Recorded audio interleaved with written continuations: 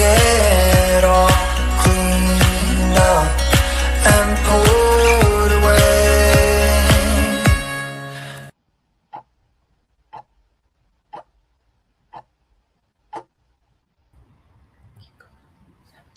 Welcome, welcome. Happy Friday.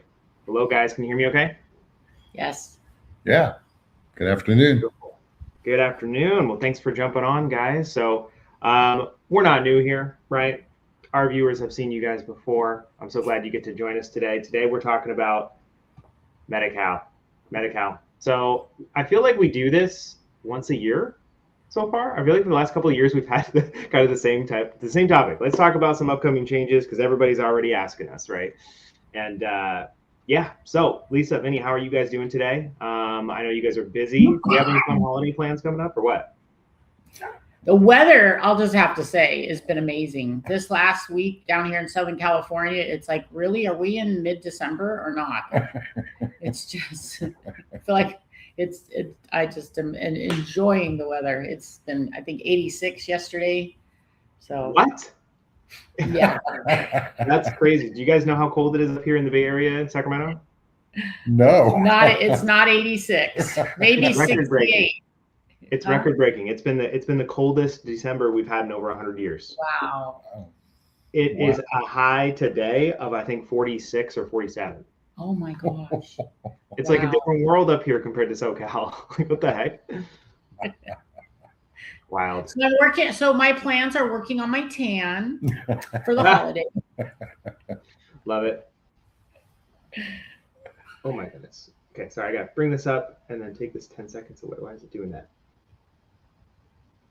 All right, hang on. There's a new little feature here. Turn off. There we go. Okay, upcoming Medi-Cal changes. Sorry, I was like, why did that disappear? It was set on a timer. It's a new feature. Welcome to everybody who's jumping on. So Lisa, Vinny, we are streaming on both Facebook and to YouTube right now. So we will have some people coming on from both areas. We do have a comment section. I don't know if you can see the comment section, but what I'm going to do is I'm going to highlight it so that it'll populate on the right side of your screen. And then we will be bringing them to the screen and pinning them. So you'll see every comment that comes through. So for those few people who are here already, please let us know that you can hear us okay, see us okay, if you're excited to talk about Medi-Cal.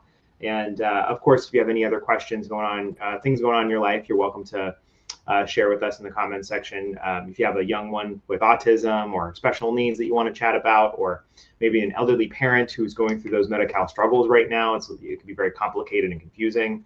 These are all the things we want to talk about and help with you today. So we do have some pre-prepared questions of just kind of some common questions we've gotten and that we've come across online that may strike a chord with some of you who are watching today.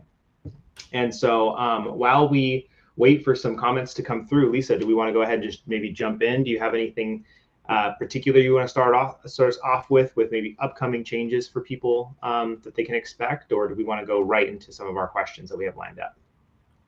Yeah, no, actually, I'd like to make a couple comments that I think will be really helpful for individuals who are married. Honestly, right now is the best opportune time to qualify for Medi-Cal. If you are married and either you or your spouse are needing help, they're either determined disabled by Social Security, receiving Medicare, or this is who I'm talking about, or they're 65 and older, and they need some type of help. Doesn't have to be major help, but they need some type of help, with their ADLs. Right now, this month of December is the ultimate time to get and apply for Medi-Cal. And the reason I'm saying that is because right now, as you probably know, January 1st, asset limits are being reinstated. So at this time, there are no asset limits. And so no matter what your assets are, no matter what your assets are, if you're married and your spouse needs help, you need to contact me immediately so we can get you on. Your assets will be not counted. And then after your spouse is approved and we go into the new year when assets are reinstated, your assets will continue to be not counted. It's a rule through the spousal impoverishment provisions. And married couples who need help definitely should be jumping on that and taking advantage of that opportunity. So, yeah. That's great. I think that's really helpful information. Hopefully that Any married folk today in the comment section, let us know if that is helpful for you at all right now. Still very interesting. I think, sorry, I'm delayed on my side. I'm trying to pull up my questions again. It disappeared. Okay, here we go. All right, so in regards to a lot of the people that follow us, Lisa, here on Facebook and work with us as clients, we work with a lot of families who have children on the waiver, children who are a part of the regional center where maybe their income is too high, so they're on the waiver. That's how they get their IHSS approved through their institutionally deemed waiver that they get, which gets them Medi-Cal. So we do get a lot of questions from people who ask, with these upcoming changes, do these families have anything to worry about with their child having the waiver already approved through the regional center? Will the changes that we see affect that in any way that you're aware of? So first of all, I want to talk about the waivers. You know, some people are not familiar with that term. So let's kind of describe what that is, just for those who are listening that may be not understanding what that is. I don't know if you want to speak to that, Caleb. Sure, I can tap on that briefly. And so what I'm referring what the waiver does. Yeah, for sure. So we really only use it for one thing, and that is to get Medi-Cal for our clients, right? But the waiver that we're referring to, for those who are not familiar, is the institutional deeming waiver.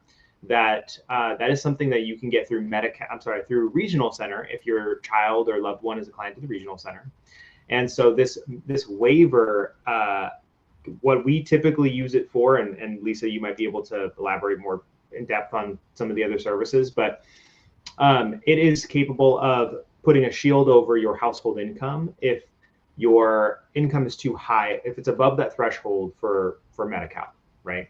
So if you are a family of 4 and you make $100,000 a year, you've got a child with autism, but they're a client of the regional center. If your income is too high for Medi-Cal, but they need things like IHSS, they need things like Medi-Cal. If they're a client of the regional center can provide the waiver, this institutional deeming waiver, aka the Medi-Cal waiver. That's what most people call it, and that'll prevent the denial from keeping that child. So from off of Medi-Cal. So the household will be denied Medi-Cal, but the waiver allows the child to continue to receive Medi-Cal moving forward.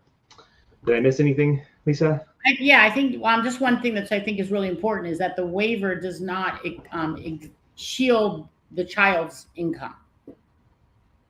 It's only it's just the parents or anyone else in the household that's in their household. And your household is basically your tax household. In this particular case, we're talking about Magi Medi-Cal. And I think that's another point too to make for those who are listening, is that there are 3 types of Medi-Cal. So before you try to apply any of the rules or the things you're hearing, you need to understand which type of Medi-Cal your child or your loved one, whoever, is being aided under. Okay. And you can tell that by finding out the aid code. Okay. And you can get your aid code from the Medi-Cal office. They can tell you over the phone what your aid code is. And that aid code, you can actually look it up online and it'll tell you what your aid code is. And that'll tell you also if you're Magi Medi-Cal, non-Magi, traditional Medi-Cal, or SSI Medi-Cal.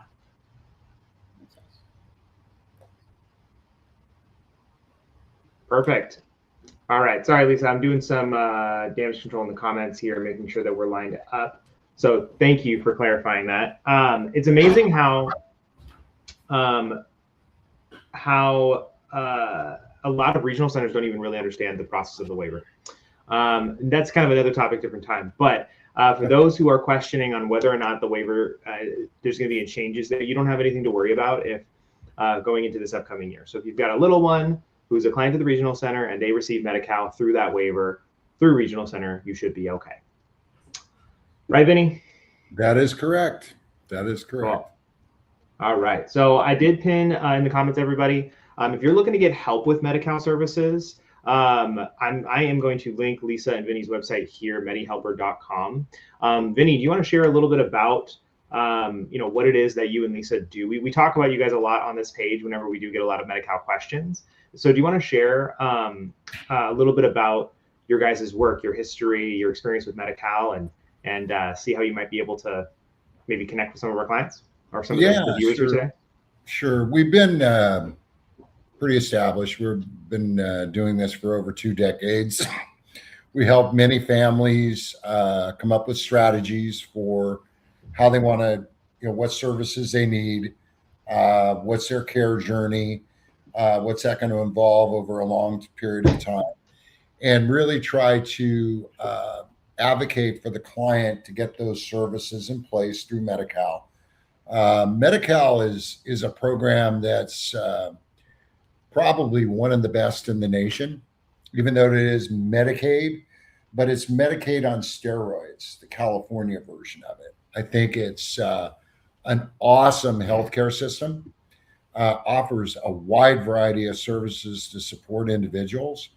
Our role is to make sure that we profile a client, get them in the system, and really try to make whatever their end objective is for those services, make that happen. And one of our biggest things is we make eligibility happen. We really take a long time to assess people's financial circumstances, health circumstances, what's going on, and we really plan that out. We strategize with them and make it happen. So we offer a free assessment on our website. If you're interested in how Medi-Cal would relate to you and your situation or a loved one, go to our website, medihelper.com. That's MEDI helper.com. And I believe it's in the comment section. And you can fill out a free Medi-Cal assessment right there. You'll be scheduled for a free consultation. We'll review your situation and help you understand how it relates to Medi-Cal. And then we'll also help you understand all the amazing programs that Medi-Cal has to offer. Like Vinny was saying, it's like healthcare on steroids. We have a YouTube channel that you can go to, and there's a lot of videos there. Subscribe, because we're getting ready to upload some new ones. But there's one that's 18 minutes and 3 seconds, and it'll blow your mind. It tells you about the 3 different types of Medi-Cal that I explained earlier, and then it lays it out on how they work. And it explains all the amazing programs that are available to help you, including the IHSS program that Galt Advocacy is just infamous for being just experts at. So, well, thank you, Lisa, and thank you for that breakdown as well. We can't, again, we've never had a bad thing to say about you guys, and so to those of you who have been around our page a lot over the last several years. Lisa and Vinny are both good friends to Galt Advocacy, and they've known Myra Galt, my mother, for a long time. And so any Medi-Cal related challenge or question that you have, we will say it 10 times over, go check them out. Go give them a call, get that free consultation. It can be a wonderful, wonderful experience for you if you need help with that. It could be life. Yeah, could be. Right now for this month of December, today being December 12th, until the end of the year, asset limits have been eliminated. So everybody in the state of California who's 65 years of age or older or on Medicare at any age is eligible to Medi-Cal, period. Mm-hmm. There's no asset limits. There's no income limits. There's no immigration limits. So right now is the time to put your application in before the end of this year. Mm-hmm. That's a very good point. I think we should definitely touch on that. There is a quick question here from Maria. She says, my son has Medi-Cal as a secondary because his dad provides Kaiser as his employment insurance. Can you speak more about what Medi-Cal coverage he has? So with any other insurance you have, Medi-Cal always becomes secondary. It's like it's where everything goes that insurance doesn't cover, basically. So Kaiser is the primary, and their services are billed first. And then the things that they don't cover, then they roll on down, and Medi-Cal can pick those things up. Like, at the pharmacy, if Kaiser says you've got a $5 copay, when you go to see the doctor there or what have you, you give them your Medi-Cal card. Now, the important thing is to know is, do you have a zero share of cost Medi-Cal, or do you have a share of cost? And I'm going to assume, since it's her son, he's a minor, and he's probably under the Magi Medi-Cal program, which all Magi Medi-Cal has zero share cost. That's good to know. That's really good to know, because I get that question a lot too. what the share of cost even is. And so we go over that every single time you come on, but share of cost, from what we've gathered, just to quickly nip this one, because I know we really want to focus on some upcoming changes for people this year. But for those who haven't asked it yet, we know you're going to. So a share of cost is going to be like a deductible. Now, this is my explanation of it. But Lisa, do you want to just quickly, briefly explain to people what a share of cost might be and how they can figure out if they have it or not?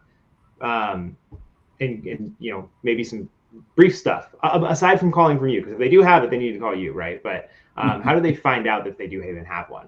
So share of cost is basically your cost of the care, and it's like a deductible, like your car insurance. You have a $500 deductible. You get in a car accident, you have to pay that $500, and then the insurance company pays the rest. If you're not having an accident, you don't pay the deductible. Same thing. Share of cost is a monthly obligation. And any month you need Medi-Cal to cover anything that you have a share of cost, then you have to pay that share of cost first, and then Medi-Cal will pick up the remainder. And that's only in the months that you need Medi-Cal. If you don't use Medi-Cal in a month, you don't have to pay it.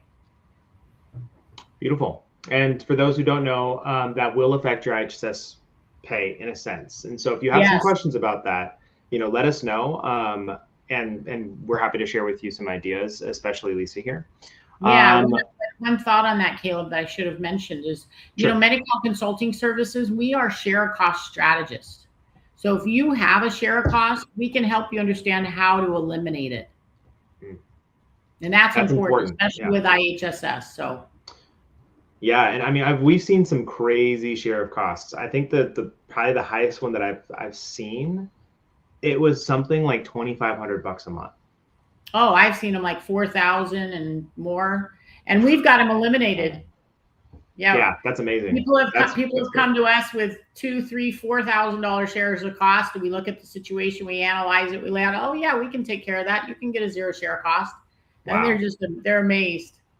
So, and it's unfortunate that that the Medi-Cal office isn't offering the expertise and the help that they should be. But you know what? There's lack of training, lack of accountability. Yep.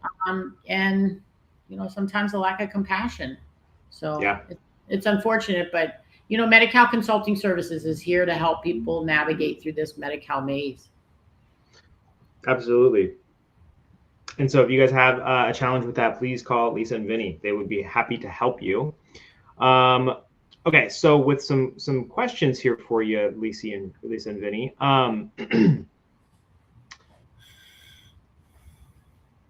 One question. Oh, do I need to? Oh, yes. So a very common question that we get a lot is reapplying and getting recertified. So with these upcoming changes, is that changing at all, or do you want to tap into a little bit about maybe what people can expect to make sure they have Medi-Cal reoccurring approval? Like, how does that work? Yeah, we've been dealing with a lot of that type of similar question. And really, reality is the people in December will still be under the old rules. So if their redetermination for Medi-Cal is in this month, December of 2025, the old rules will apply. No asset limit test whatsoever. January 1st is the magic day when everything now converts to the new rules.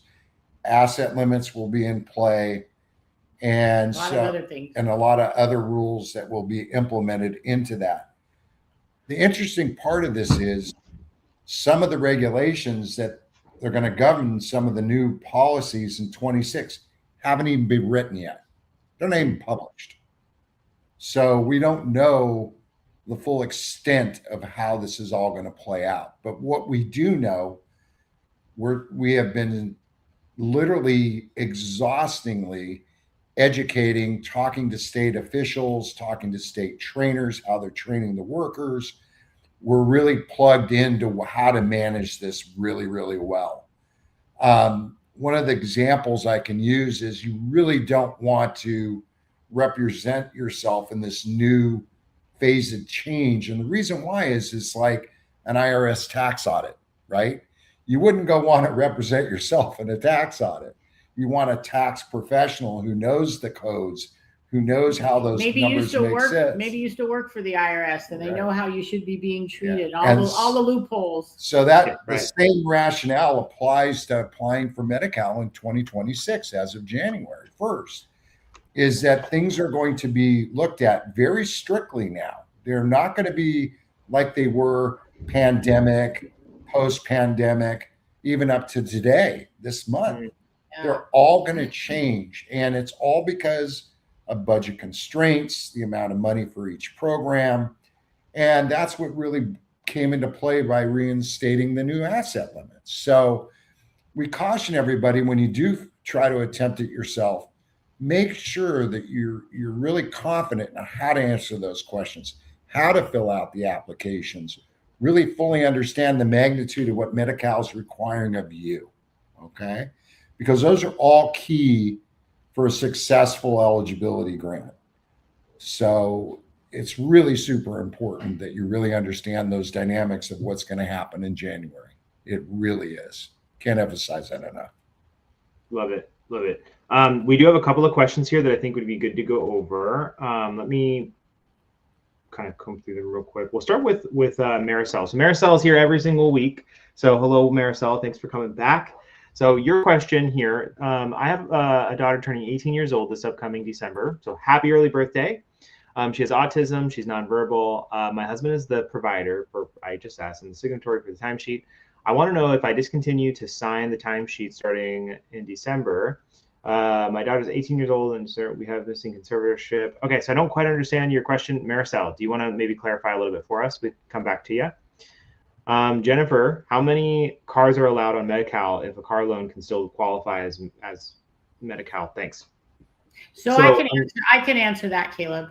Sure. So I'm understanding, I think, what she's asking. So basically, Medi-Cal exempts one vehicle. Okay. Now, if you have additional vehicles, it's important to understand how they're assessed according to Medi-Cal, because your vehicle may have zero value according to Medi-Cal.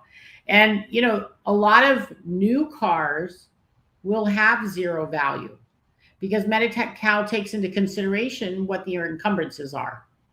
So. Fair enough. Love it. That answers that. So thanks, Jennifer. Great question. Tonya, will it affect my daughter? She's a minor. She has non-Magi Medi-Cal with a DD waiver through Regional Center. So will it affect? I'm thinking, I'm guessing the question is, will the new change affect? Any new changes affect her? Yeah, I'm not sure if her daughter has non-Magi or Magi Medi-Cal, but non-Magi Medi-Cal is the only type of Medi-Cal that's changing. Magi Medi-Cal and SSI Medi-Cal is not changing. Those rules are staying the same. It's just non-Magi Medi-Cal, where they're reinstating asset limits. So if in fact her daughter is on non-Magi Medi-Cal, and again, you can determine which Medi-Cal it is by looking at the aid code, then non-Magi Medi-Cal has the assets being reinstated. And if she's the only one in her household budget unit, and that's what you want to understand too, you know, who's all included. But of all those who are included, they're allowed 130,000 of countable resources starting January 1st. And then for each other member in that household budget unit, they can get $65,000 additionally of countable resources. Okay. Perfect. Okay. Thank you for clarifying that. We have two questions. We'll just kind of quick through in the comment section real quick, and then we can get back to some of the other questions that we might have. Adrianix, so Medi-Cal will pay for deductibles and co-insurance if I have Medi-Cal or medical for my daughter as a secondary, but the provider has to accept Medi-Cal in order for Medi-Cal to pay. Okay. Do we understand this? So I think what she's saying is that her child has Medi-Cal, and she's confirming that Medi-Cal will pay co-insurances and deductibles, which is true if you have a zero share cost. If the provider doesn't accept Medi-Cal, then they obviously can't bill to get those deductibles and co-insurances paid. But it's my understanding that if they can't bill you for it either. So quick question on that. So a copay would have to be paid for if there is a share of cost. Correct. Gotcha. That was one thing I did not know. Because you have to meet your share of cost before Medi-Cal's even going to consider anything. Right. Interesting. Okay. So medical pay deductibles and co-insurance if I have medical for my daughter secondary. Okay, so yeah, Adriana, I hope that answers your question. Let us know if it did not for some reason, but thank you, Lisa, for clarifying. Okay, real quick, Christy, my daughter has Medi-Cal with me, but her dad, we are not married. He has private insurance through his job. Will this make me put on her insurance? So we have talked about this a little bit. So you can have a primary and a secondary, Christy. So in this case, Lisa, put me to the test here. So your daughter would then fall. The primary would be dad's insurance, whether that be Kaiser or Sutter or whatever he may have, and then the Medi-Cal, the full scope Medi-Cal, would be a secondary to her. Is that right? Whether it was full scope or share cost Medi-Cal, Medi-Cal would be the last payer source. Beautiful. I mean, some people have 2, 3, 4 insurances. You know, it's crazy. True. Yeah. Yep. Medi-Cal is always the last payer source. Okay. So, is there a question, since we have probably 15 minutes or so? Were there any questions that stood out on the list that we compiled that maybe you wanted to go over that you think would be important, or do you want me to surprise you with another one? No, I can. We can respond to any of these, really. Okay. So you said, like one question you had put on yours: do I need to reapply every year now, or is Medi-Cal automatic? No, Medi-Cal is not automatic. They were doing some auto renews for a while, but you have to recertify every time your redetermination comes up. And with the new beautiful bill, they're talking about changing the recertification periods from a year annual to 6 months for people who are Magi Medi-Cal. Interesting. Okay. Yeah, but I don't believe that starts till 2028. Yeah, 2028, but they still haven't established any guidelines for that whatsoever. That is definitely actively be talking about. So that may be another change to look forward to here in the near future. But as of right now, it's still once a year, but it could be twice a year. Okay, that's interesting. So we'll put a pin in that. You guys keep us posted, because if that does change, that's a big change. It really is. It's huge. It's huge. So, all right. So we got another question here for you. I'm going to put it in here. This one is definitely talked about a lot on our page, especially with Nicole, and it might come up on Nicole's stream as well. I heard Medi-Cal for undocumented adults is ending. Is this true? Yes and no. Great answer. Moving on. So, Medi-Cal is grandfathering in those who have status of what they call unsatisfactory immigration status. That's the term they're using. So if you have unsatisfactory immigration status and you're currently on Medi-Cal, you're going to be grandfathered in after the first of the year. Now, if you lose your benefits and you go to reapply, then you're going to end up with restricted benefits. Okay. And there's also limited Medi-Cal. And so starting the first of the year, unsatisfactory immigration status will go from full scope Medi-Cal to limited Medi-Cal. And then if you try to apply after the first, all you'll be eligible for is restricted Medi-Cal. So let me explain what those different types of Medi-Cal mean, because they're new. Restricted Medi-Cal has been around for a while. And restricted Medi-Cal is basically emergency-based Medi-Cal. Okay, there's no such thing as emergency Medi-Cal. People call all the time, oh, I'm having an emergency. Can you apply for emergency Medi-Cal? No, you have to wait in line just like everyone else. Now, they'll go back retroactive, so it'll cover whatever emergency you were having at the time. But emergency Medi-Cal is basically for emergency-related services at the emergency room. So you have to go to the ER to get help, okay? And pregnancy-related services. So it's for pregnancy and emergency-related service. That's what restricted Medi-Cal is for. Now, limited Medi-Cal is basically full scope Medi-Cal minus the dental coverage. Got it. The key to the whole thing is that if you are in the Medi-Cal program and you fall in that category, be religious about getting your redeterminations in. Be very cautious of your movements, of reporting your your address, all the things. You got to really stay on top Yeah, of because it. your recertification is key to your continued eligibility. And it's always been So- like that. That's nothing new. So that's going to bring up the next question I think would be really important for people to know, and that's losing it, right? The possibility of losing it. This is kind of a two-part question, actually. So if you already have Medi-Cal, can I lose it and not be able to get it back? I think to kind of rephrase this question would be, what do you do? People get their Medi-Cal denied, wrongly, or clerical errors all the time. It happens. What should that next step be if you receive a letter in the mail saying that you no longer qualify for Medi-Cal? Call us immediately. Fair But enough. other than that, you really got to dig No, into. but seriously, if you're you've got a discontinuance notice and you've got a date on there, the effective and Medi-Cal always discontinues the last day of the month. So if they've got a date on there that they're impending and it's the last day of the month, then it's a real deadline. Now, a lot of times when your recertification comes up, they'll tell you they're imposing a deadline on like the 10th or something of the month. That's them just trying to prod you to get you to do what you need to do. But in reality, discontinuance notice, and it'll say discontinuance notice on it. Notice of action, it'll say your benefits are being discontinued whatever month at the end of that month. And if that's happening and your Medi-Cal is crucial to your survival, like you're on IHSS and you need your IHSS, honestly, you probably should get on the phone and call us so we can stop the discontinuance, address it, and make sure you have continued benefits. Honestly, I don't know what else to tell you how to handle it. I could say call the Medi-Cal office immediately, but I don't know if they're going to even act upon your call after you waited for 2 hours on the phone and then they disconnected your call. Then you called back after waiting another 2 hours. And then the person you got was really nice and they took all your information down. But are they going to do anything about it?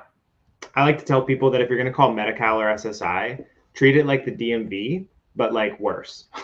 So, yeah.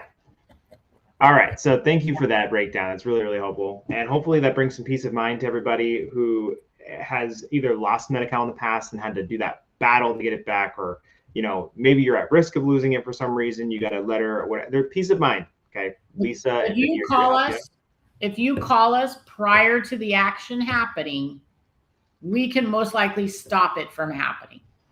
At least keep the benefits active until we get the Why issue we address resolved. the issue at hand. Yeah, but it has to be prior to the action happening. And they're supposed to notify you 10 days prior. So you need to take action quick. Yeah. Sitting on it is not in your best interest whatsoever, especially with all the activity that's going to be going on in January. And don't wait till Friday to call us because we might be on a Facebook Live or whatever we're doing. We won't be answering the phone because our offices are closed on Friday. Fair enough. Okay. So I want to pin this next question for you guys. Curious to hear your thoughts because we've talked about it already a little bit. However, for those who have come and gone, I think we should talk about the asset limits a little bit more. So with the upcoming changes, sorry, I have to change this every single time I make a banner. Okay, so assets limits are coming back. And so who do they actually apply to? So you tapped on this briefly earlier in the stream, but do you want to talk a little bit more about the upcoming asset change limits to 2026?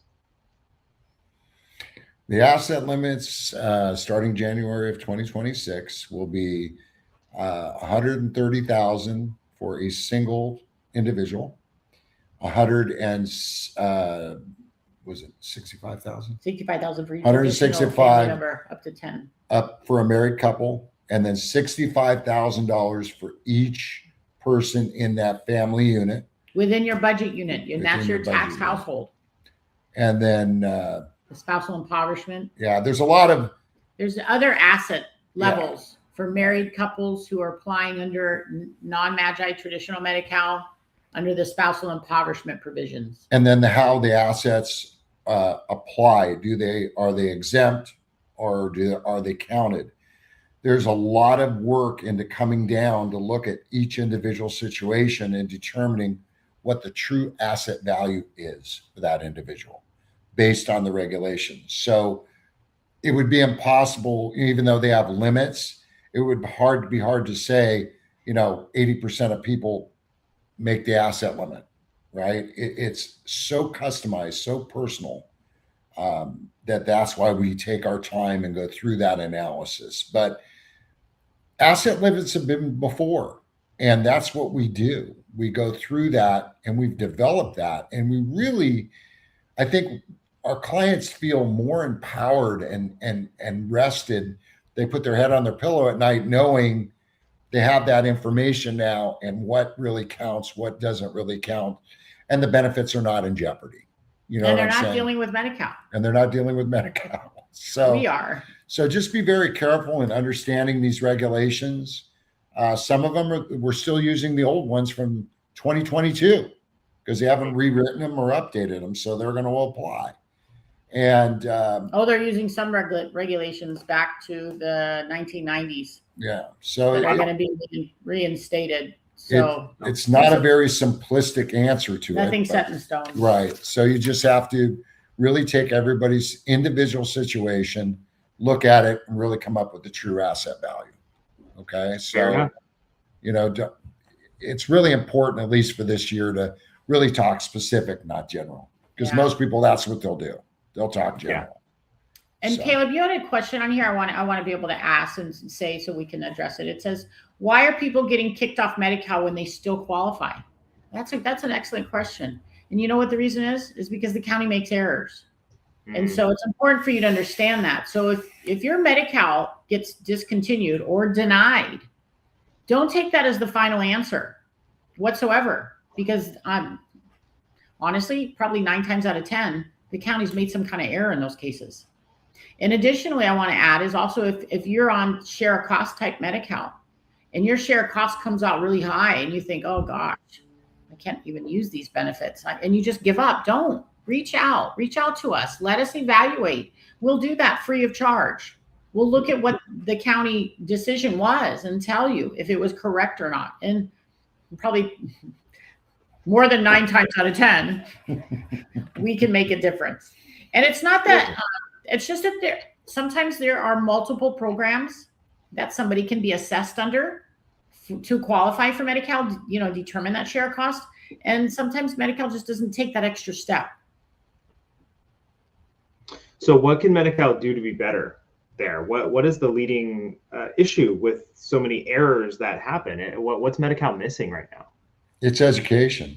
They have such a high turnover rate in their counties that they're continually bringing in fresh talent that isn't, I think, properly trained in the regulations and really get to look at the client in an in-depth way because their caseloads are off the charts. So errors are going to occur because you're losing experienced people. Yeah, there may be 1 or 2 people with 20 years experience, but they've done CalFresh, they've done all the other Medi-Cal programs, and now they've been reassigned to Medi-Cal. And,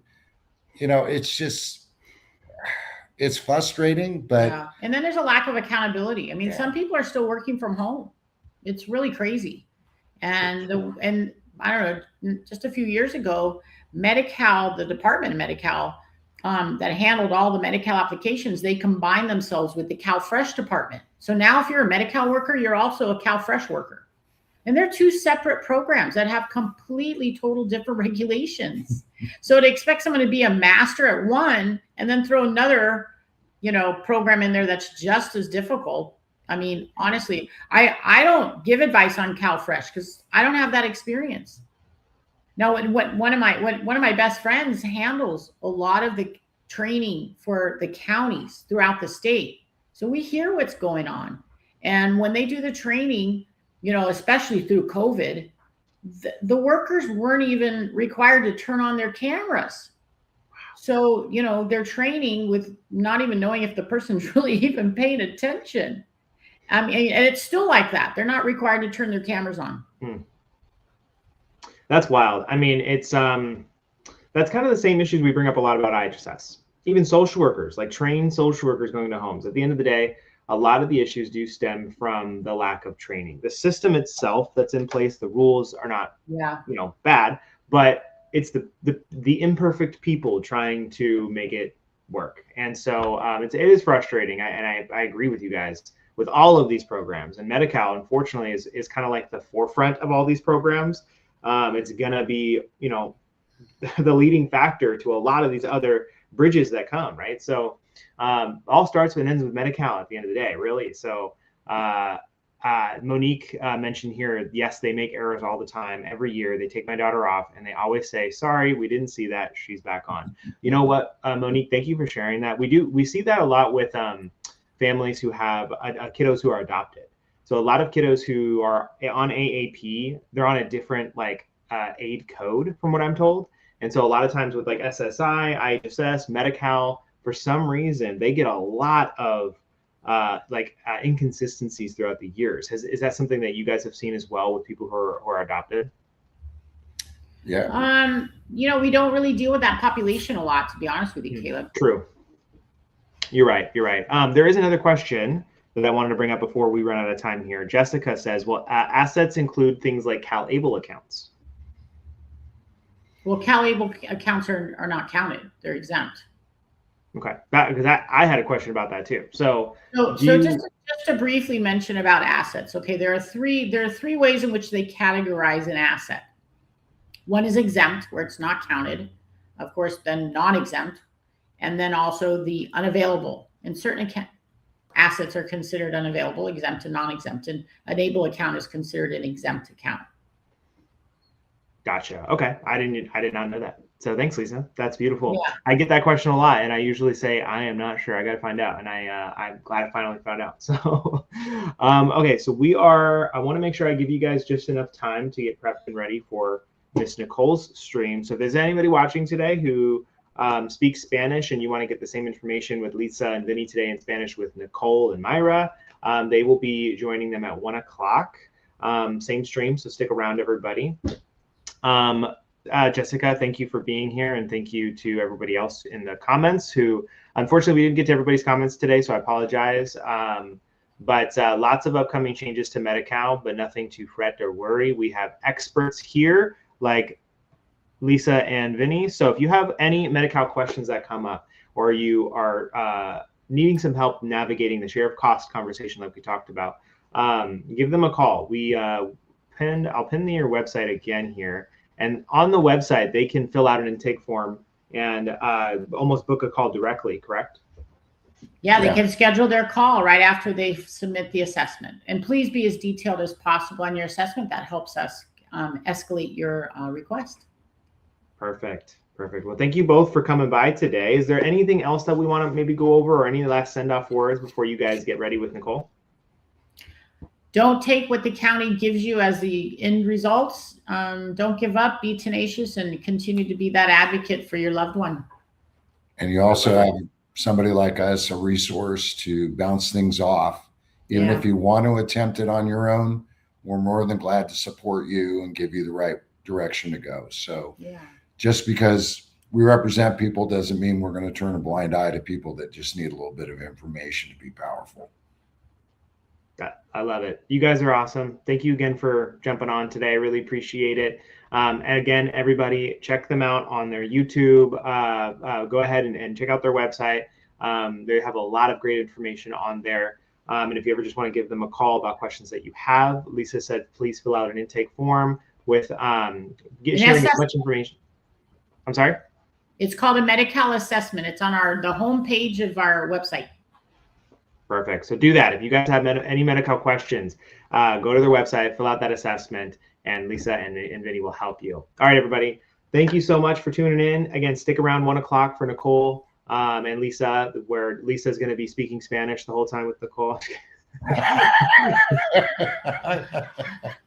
But no, so it would be great. So stick around. If you guys have any more questions or thoughts, you're welcome to message us directly here on Facebook or call our office. You're always welcome to get on my calendar.